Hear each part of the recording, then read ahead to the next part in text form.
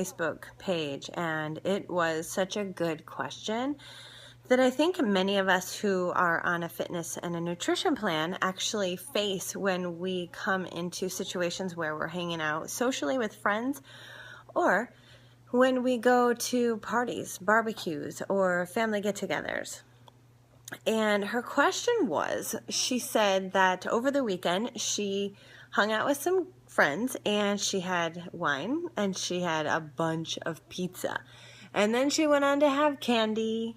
And then she said the next day she got back on track. But her question was, how can you have balance? How can you, you want to have, she said that whenever she is really focused on working out and eating clean, that she is usually not hanging out socially with her friends, so she's like secluded. But when she is going out with her friends, then that's when the wine and the extra food and maybe the food that's not so good for you comes into play. So her major question was balance. How does she have balance? And this is actually something that I think takes a little bit of time. It really takes a huge why. You need to have such a good why about why you're on this fitness and health nutrition plan. Why are you doing it? Is it because you want to look good? Is it because you need to be healthy? What exactly is it, and why are you doing it? So the most important thing is, some of the questions I asked her is, how did you feel? When you were doing it, did you feel guilty, or were you having a good time? How did you feel the next day? Did you feel great, or did you have a hangover?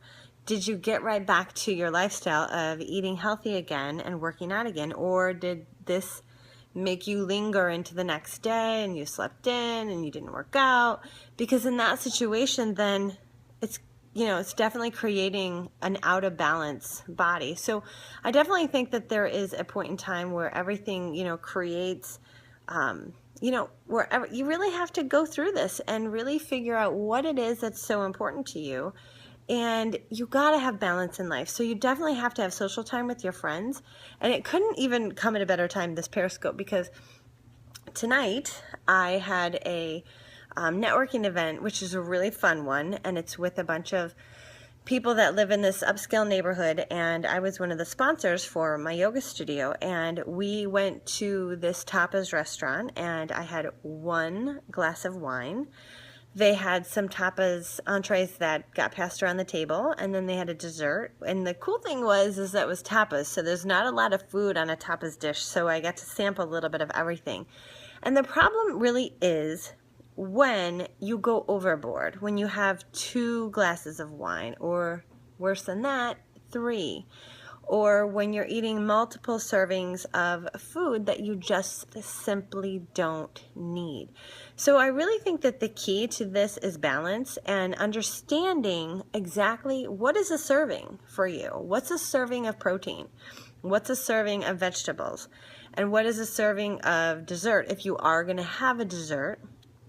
And knowing this information, when you go into an event like that, you can mentally just keep track of your protein, of your fat, of your carbs, and keep track of that. And so that when you hit your protein serving, you're done, and you're just done eating.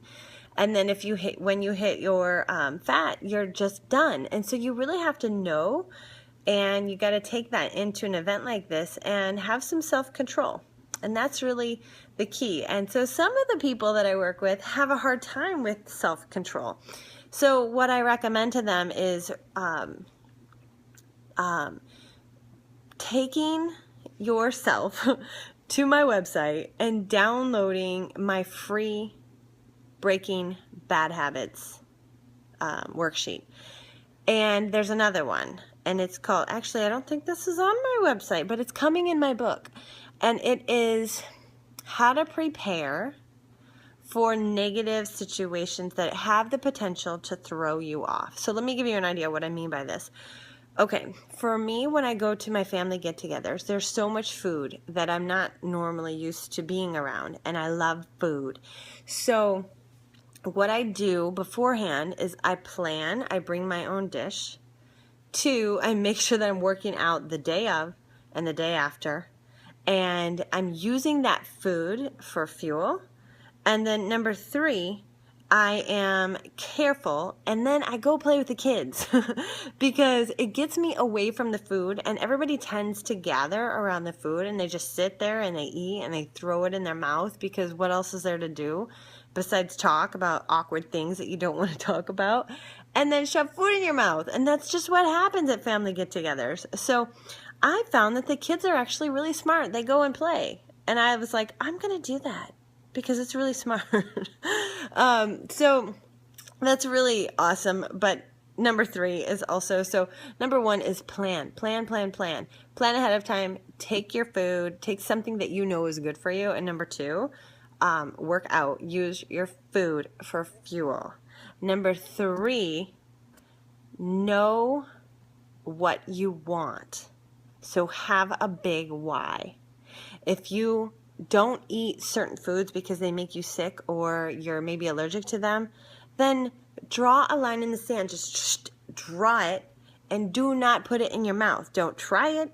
Don't appease them because they want you to try it and it's really not good for you. Just say, no, it's not good for me. I'm allergic to it. Just don't do it. And you really have to have, you have to, what did I tell my client today? You have to honor yourself. You just have to honor whatever it is that your goals are, and take that honor that you have for yourself and just apply it to the situation. And, you can be kind about it. You don't ever have to be, offensive to people because you don't want to eat their food. Just take what is good for you, maybe even eat ahead of time and have a full belly so that you just don't eat a lot when you're there. That's another thing. So a little bit about tonight. With this situation tonight, we really started talking about food at this dinner that I went to tonight. And it's funny because I told them that I was going to do this Periscope tonight talking about having balance with food and friends and drinking. And some of the people said, it's so hard sometimes because I love food. So one of the things that I think is really important is the story that you tell yourself. If you tell yourself that it's really hard, then it's hard. If you tell yourself it's easy for me to put down my fork and just be done, then it's easy to put down your fork and be done. It's really just a mental thing that you have to get through. So I hope this helps. And if you have any questions or anything like that, just please reach out to me on my Figure Fit Life website and let me know what questions you have. Or go to the Facebook page and write a question down and I will answer it on my next Periscope. Have a good night, everybody.